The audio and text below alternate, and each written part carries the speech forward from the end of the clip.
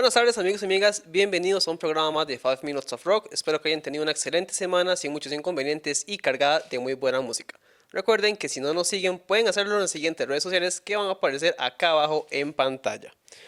Y bien, el invitado de hoy es de una banda bastante interesante a nivel nacional. Tiene su toque, tiene su ambiente propio y es parte de lo que vamos a conversar el día de hoy. Tenemos el placer de estar acá con Juan Carlos Zúñiga de Age of the Golf. Juanca, ¿cómo estás? De pura vida, Eric. Muchas gracias por la invitación. Gracias por tomarnos en consideración. Ah, un gusto, un placer enorme. Gracias a ustedes también por el tempito y sacar el rato de acompañarnos el día de hoy, Juanca, Buena nota, man. Gracias. por la vida. Mae, tal vez para empezar una semana por el principio. Contanos un poco cómo empezó ese proyecto de Age, cómo fueron los primeros pasos y también lo que fue el acomodo en cuanto al estilo de ustedes. Bueno, yo no, yo soy parte de H a partir del 2019. Antes de eso estaba Beto Ramírez de guitarrista y ellos empezaron en 2015 y sacaron su primer EP en el 2016. Y en ese lapso de tiempo, en el 2019, sacaron el primer disco, el Euroboric Trances. Ahí a los meses de haber salido fue cuando entré yo a la banda. Entonces a partir de ahí he estado desde entonces, de todos los releases que han salido de ahí. ¿Y cómo ha sido entonces, bueno, en este caso, la adaptación tuya, ya cuando ingresas a Edge y cómo es que llegas vos a la banda? Bueno, en realidad yo no había ningún plan de entrar a H. Yo estaba hablando con Christopher en esa época para hacer otro proyecto relacionado al género. Y un día que yo estaba hablando con él, yo le estaba tirando ideas así de posibles miembros de este posible proyecto. Y después fue cuando me tiró la idea de que estaban buscando guitarrista y que se quería mandarme, y yo de fijo. Entonces fue curioso para mí porque yo un año antes estaba como empezando a comprar gear relacionado como al género, comprar un fuzz y cosas que todavía uso como phasers y delays, etcétera. Pero entonces yo como que tal vez estaba preparándome de manera así inconsciente, tal vez. Sí, indirecto, yo creo que eso sería mejor indirectamente, sí, porque yo sí quería como armar algo, pero no había como que encontrado a la gente hasta que me hice amigos de ellos y de ahí fue como que empezamos a tener ya una amistad y ya fue cuando me tiraron eso como pudo haber sido como agosto 2019, por ahí más o menos, y a las semanas estaba ya dándole con ellos en ensayo y a ver cómo nos iba, etcétera. Ya cuando me metieron en el grupo de WhatsApp, yo ya dije que yo creo que ya es fijo, todo bien.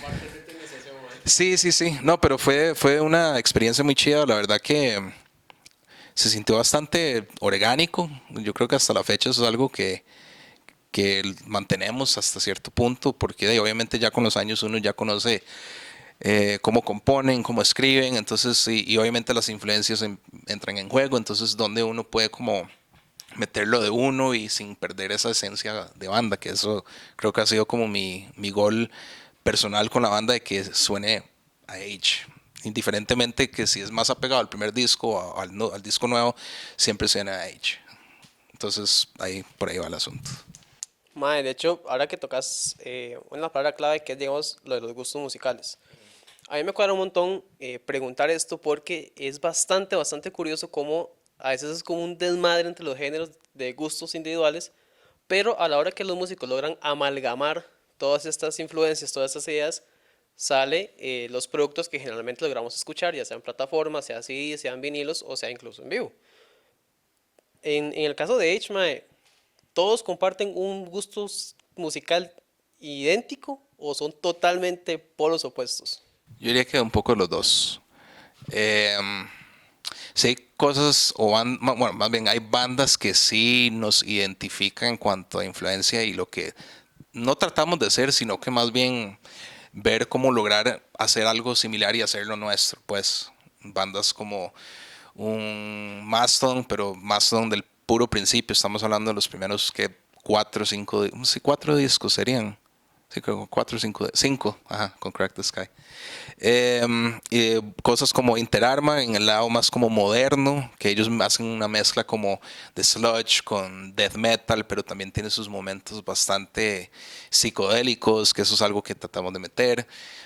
Bandas como Yob, que es una, yo diría que es una influencia bastante grande en cuanto a estilo y, y ciertas ideas también. Yo siento que en el disco nuevo se nota bastante eso. Eh, Otras bandas así como un Neurosis, así Neurosis de los noventas más que todo. Y también ya hablando de otras cosas distintas, de, por ejemplo, a mí me gusta mucho Kraftwerk, que es ya es el lado más de electrónica, pero si hablo con los chiquillos, de ellos me dicen varas como hasta un J. Cole, por ejemplo, cosa que no que no escuche, pero no es algo que es como que quiera mandarme a hacer o a escucharlo, pues en este caso.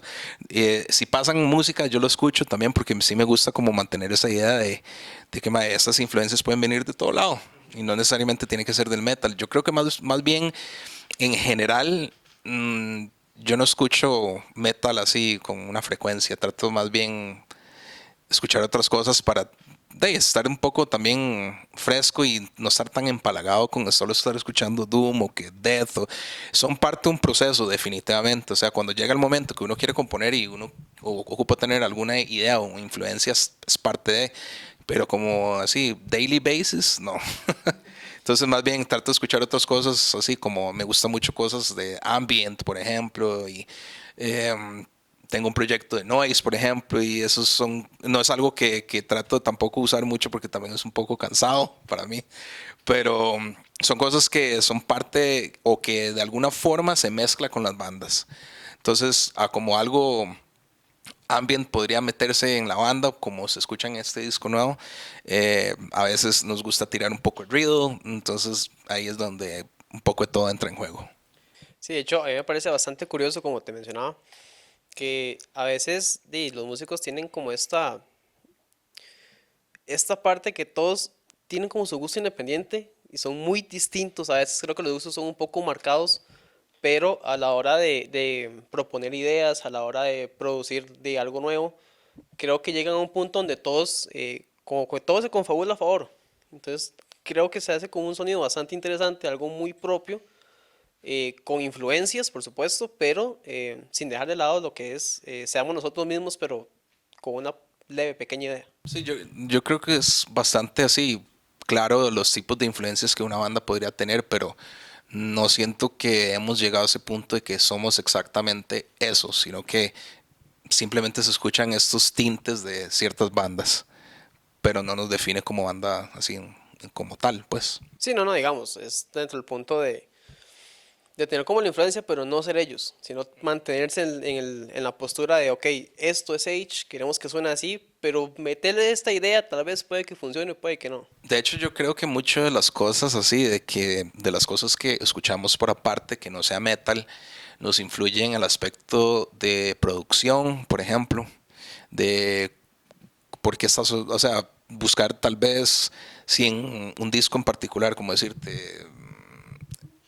esto que le dije ahora de Kraftwerk, por ejemplo, digamos en el disco no fue una influencia para mí en la parte de sintes, pero no traté de buscar que fuera exactamente eso, ¿verdad? Entonces, como te digo, de alguna forma u otra, uno trata de buscar cómo uno puede producir eso y a la hora, no solo en el estudio, sino también en la parte en vivo.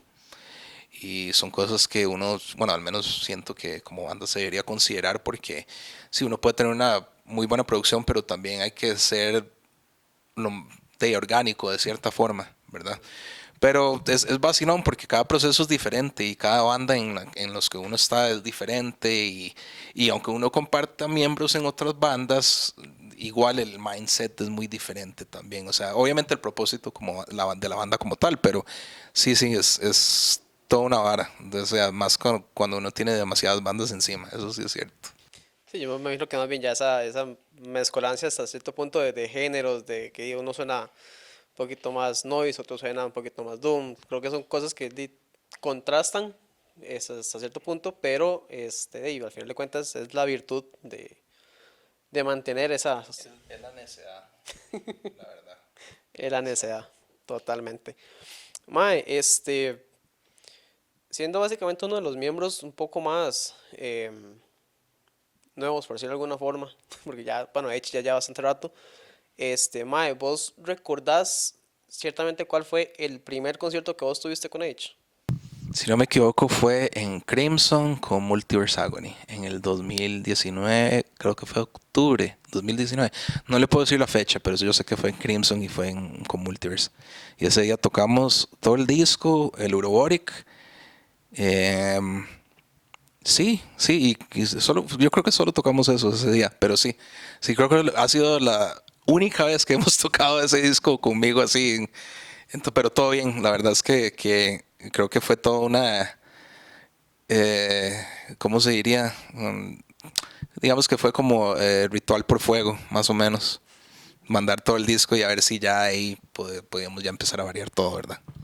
Eso viene siendo casi como, sí, sí, vamos a ver cómo nos va y Sí, yo no ni me acuerdo, para ser muy sincero, yo ni me acuerdo cuál fue la conversación de que tuvimos para llegar a ese punto. Yo nada más toqué. Bueno, honestamente lo que ocupábamos era tirarnos a la calle para ya acostumbrar a la banda con alguien nuevo. De hecho, esa época fue bastante movida porque sí estábamos como que chiviando cada 15 días más o menos. De allá como hasta marzo, sí, fue como octubre de 2019 a marzo de 2020 estábamos dándole mucho, pero yo creo que eso nos ayudó mucho para estar en la posición que estamos ahorita, de sentir esta como, yo diría que más que todo como esta tranquilidad de que a pesar de que no estamos tal vez ensayando todas las semanas por X o Y motivos, de nuevo porque tenemos muchos proyectos también, se siente bien, o sea, al menos digamos, llevamos ahorita como que un poquito menos de un mes y nos sentimos súper bien con lo que estamos haciendo ahorita para los proyectos por venir. sí, de hecho eso, Juan, va a ser un tema que vamos a tocar un poquito más adelante, pero por el momento, mae, contanos cómo fue ese proceso creativo en cuanto al trabajo de la Pilgrimage to Nowhere. ¿Cómo fue de empezar con toda esa producción, ideas, todo esto? ¿Cómo fue ese proceso, mae? Esto pasó durante la pandemia en realidad. O sea, empezó con el split. En realidad yo no me acuerdo que si estábamos hablando del split, sino que como que salió. Y ya habían como ideas tirándose como a finales de 2019. La pandemia ayudó a como ya sentarnos a terminar algo. Nos obligó a sentarnos a No, hacer. no, en realidad no fue tan obligado, sino que ya había algo bastante ya avanzado y ya para octubre de 2020 grabamos el split con unos amigos de Estados Unidos que ya no existen desafortunadamente, que se llama Tel. Ellos son parte de Aural Music, que fue la disquera que sacó el primer disco de H en CD, en LP. Y desde entonces de ahí fuimos compas y hablamos con una disquera ahí en Estados pequeña que se llama Electric Talon Records, que resulta que conoce también a esos muchachos. Y nos sacaron CDs y tapes. Eso, o sea, eso fue un proceso del split, pudo haber sido como de unos 2 años, año y medio más o menos. Pero ya desde antes ya se estaba como, ya había una idea como de hacer una historia y como darle una continuación a eso, de lo que habíamos escrito en el primer, bueno, en ese split. Y ya para finales 2021 ya estaba, yo diría que al menos todo lo que fue la base, el disco ya estaba. Ya para mayo de 2022 empezamos a grabar, grabamos baterías primero, después guitarras, rampeamos y ya para septiembre de 2022 más o menos estaba, septiembre, octubre de 2022 ya estaba listo. Y ahí nada más lo que empezamos a hacer fue a shopear el disco con disqueras y afortunadamente ahí nos dieron pelota. Ya para mayo del año pasado, 2023 fue que salió.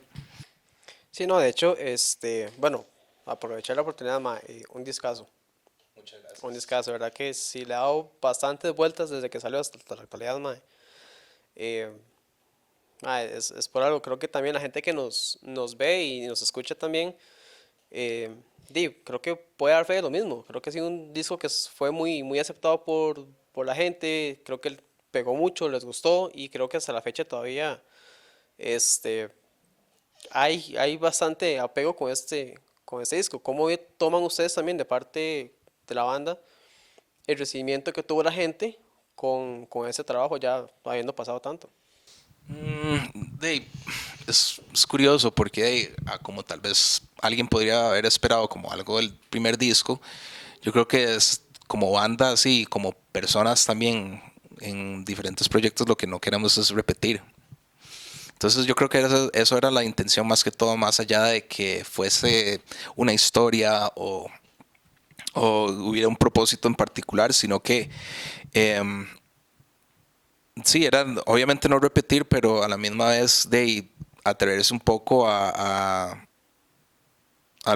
sonido, o sea, evolucionar un poco el sonido. Porque desde antes, o sea, yo sí me acuerdo que ellos me habían dicho y que sí querían irse un poco más pesados y todo. Entonces, mi intención, al menos lo que compuse, fue como que fuera un disco lineal. O sea, que cada canción que usted así hiciera transición sintiera que se estuviera contando algo. Entonces, por ejemplo, yo me di como de tarea como, ok, si hice una canción y terminé en tal nota, la próxima canción va a empezar en esa nota. No quiere decir de que la canción va a ser exactamente igual o en el mismo tempo, sino que nada más ver qué sale.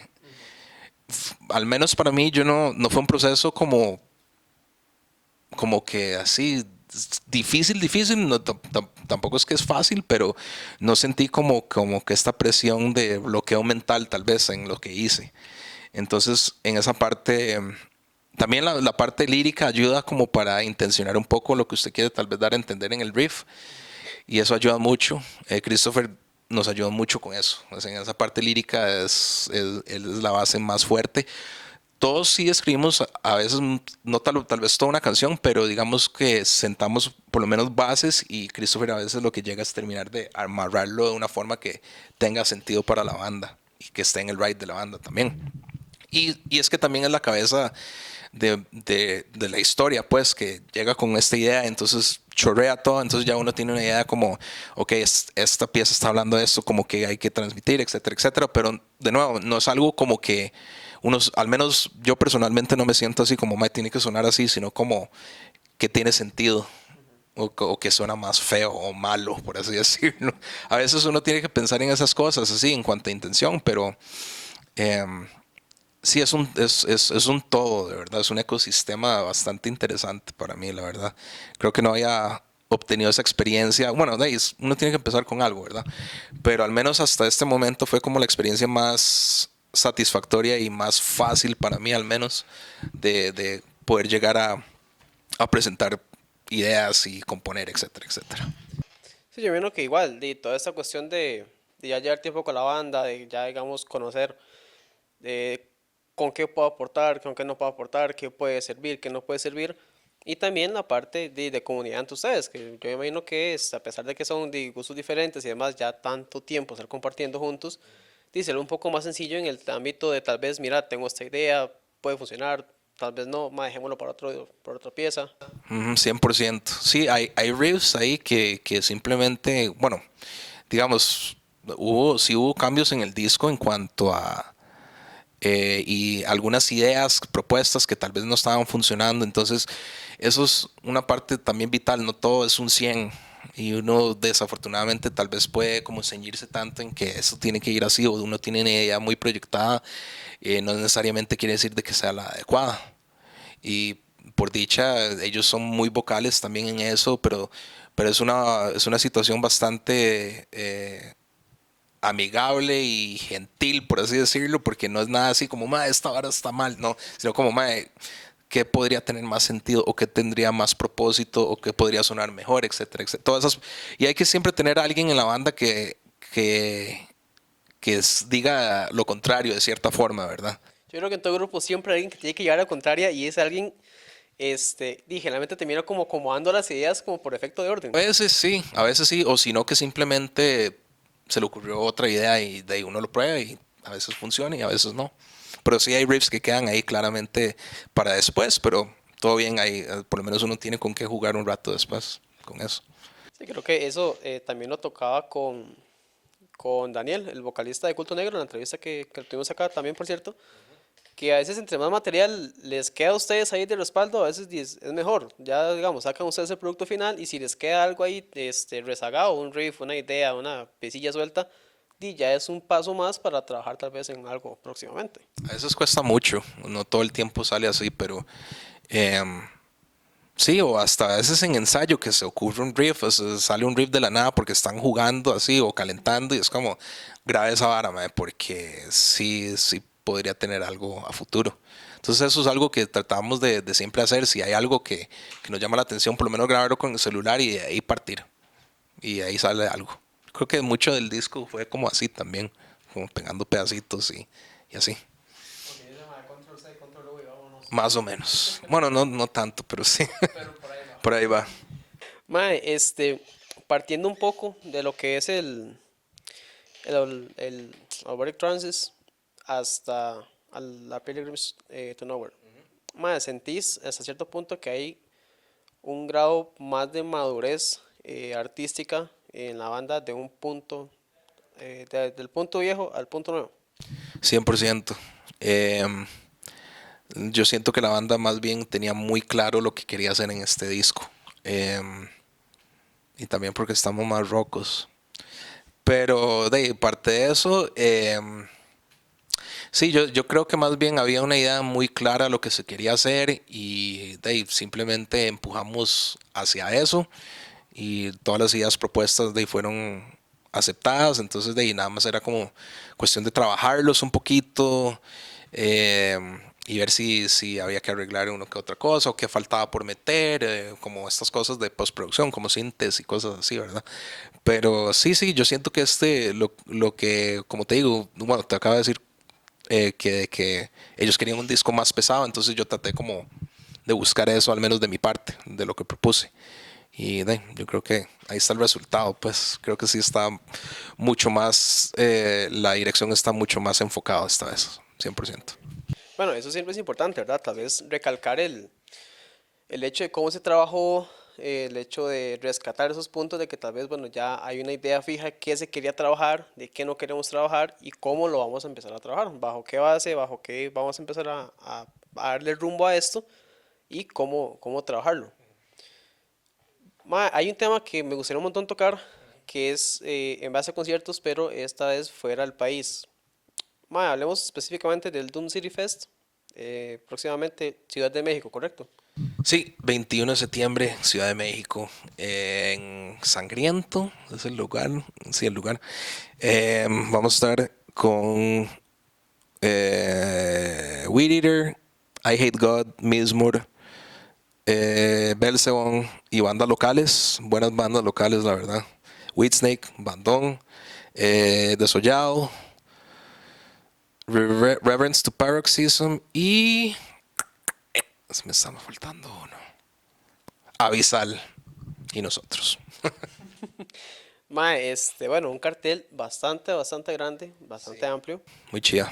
Esa es la segunda edición, porque ellos hicieron el primero en el 2020, febrero de 2020, y de ahí cayó la pandemia, es post-festival, y de ahí aquí han estado peleando para regresar a ese festival, porque en realidad no había festivales así allá, sino que traían, usualmente en México lo que hacen es traer una banda, hacen una gira o hacen un festival y listo. Pero esta vez de ahí tuvimos la fortuna de hablar con Román Tamayo de la banda Vinum Sabati, que él es parte de toda la escena de Doom allá en México. Entonces tuvimos la oportunidad de hablar con él el año pasado, que él estaba aquí en el país por trabajo. Y de ahí mantuvimos las conversaciones y ahí ya nos tiró la noticia como por ahí de abril de este año. Pues siempre mantuvimos contacto, él siempre ha estado muy atento a todo lo que está pasando, no solo aquí, sino en Latinoamérica en general. En realidad, lo que es su página, Doom Stone Latinoamérica, es súper completo en cuanto a las bandas que él pone, los países, qué géneros tocan. Entonces es bonito saber de que no solo es uno, ¿verdad? O sea, tal vez no son muchos, pero hay. Y ahí es donde uno tiene que, creo que yo más que todo, tener esta mentalidad DIY, de ir a preguntar cómo está la vara por allá, qué se puede hacer, quieren venir. Entonces es también tener esa iniciativa de buscarlo, de oportunidad, porque íbamos a ir, de hecho íbamos a ir en el 2020, en marzo de 2020 íbamos a ir para Estados, pero de pandemia cayó y eso se canceló. Entonces de que se cayeran con esta sorpresa, la verdad es que de verdad que es súper, estamos súper agradecidos por eso, por la oportunidad. Ma, es que es una oportunidad bastante grande. O sea, si nos ponemos a analizarlo en cierto punto, sí, es un festival primero fuera del país. Segundo, es un festival bastante amplio, muy grande. Y bueno, es en México. O sea, México se caracteriza mucho la escena allá también por tener buenos festivales, tener buenos conciertos. Mae, tal vez no es tal vez un Heaven and Hell, ma, o nada así, pero un festival allá en México significa mucho por la cantidad de gente, la cantidad de apoyo, la cantidad de bandas, la exposición que tiene México a nivel de escena metal es bastante grande. Sí, es que ya solo la Ciudad de México es más grande que la población de aquí, en total. Ya eso es una escena. Y no solo aquí, sino en otros lugares como que Guadalajara, que Durango, que Monterrey. Entonces ya ellos mismos, de hecho, cuando fuimos con Cream Monarch, sí, ellos nos dijeron, ma, estos son los lugares que son mejores para ir por este tipo de la escena, etcétera, etcétera. Entonces, de ahí son insights que también uno necesita no solo de allá, sino como para traérselo para acá también, qué funciona, qué no funciona y ver qué uno podría producir o no, pues, porque de ahí, obviamente uno quisiera traer bandas, pero de ahí hay que tomar muchas cosas en consideración para hacer eso, pero se aprende de algún lado, se empieza por algún lado, ¿verdad? No, y totalmente, ma.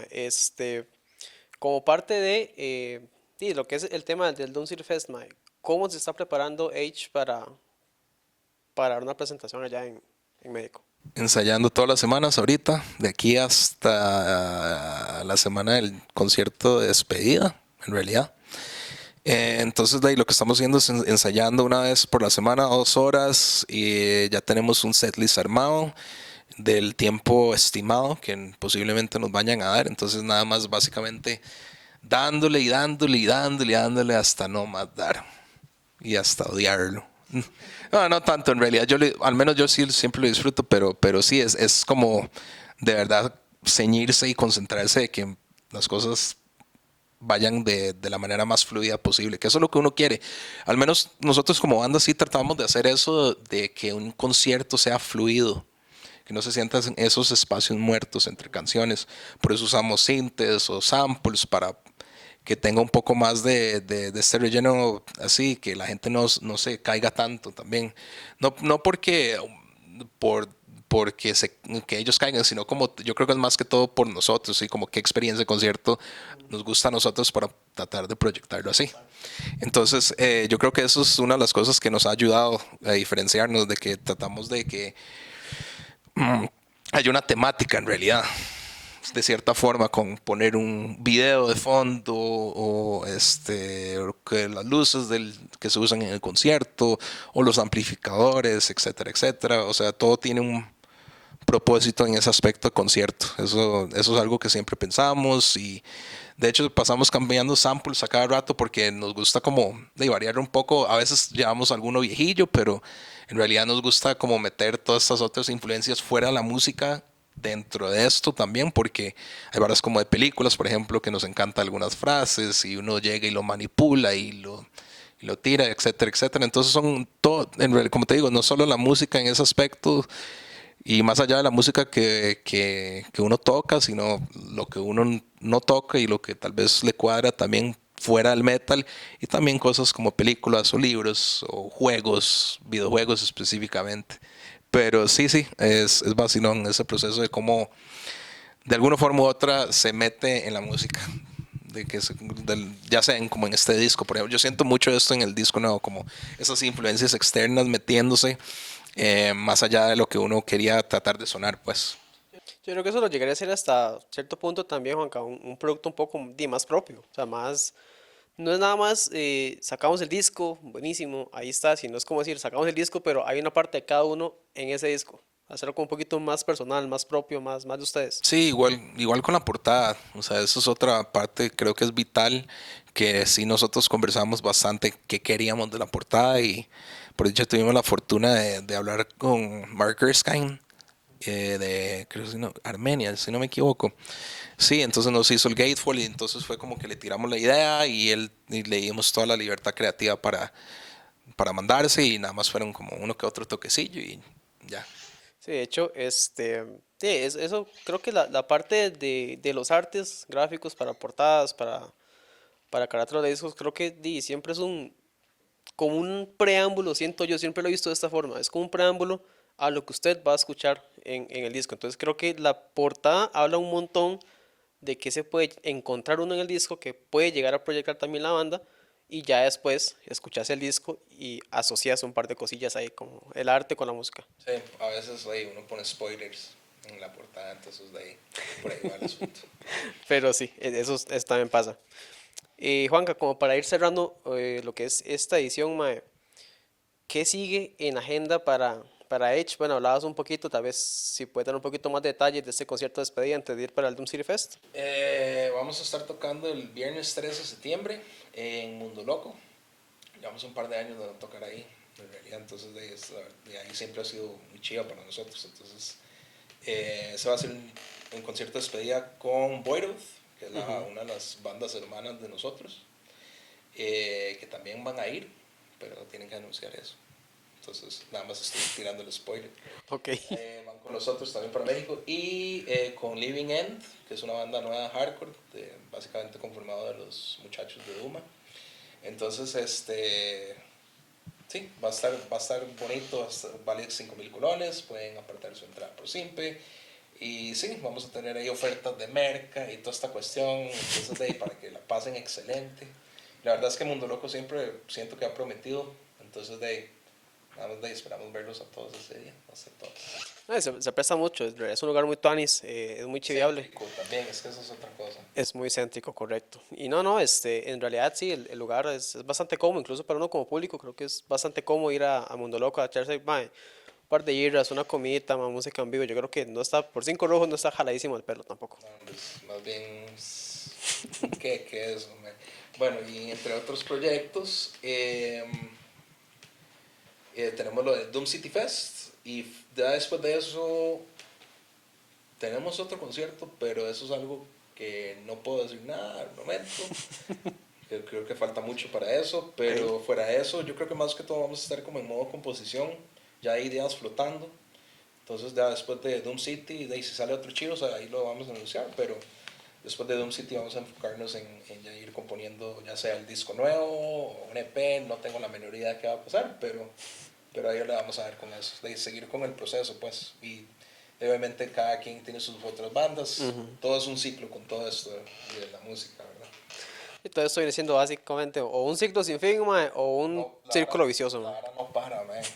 Créame que con las batallas, o sea, es que cada uno tiene, digamos, yo estoy en 3, Christopher está en 4, Georgie está en 2, Gabito yo ya no sé, ya ni sé en cuántos, yo creo que está como en 4 ahorita, 5, entonces, y tampoco es que todas pasan activas, ¿verdad? O sea, como, es muy curioso, entonces es como ahorita con Creep Monarch, por ejemplo, estamos terminando de grabar el disco nuevo, pero así, mientras eso está pasando, ya está pasando otra cosa, etcétera. Entonces es un ciclo sin fin.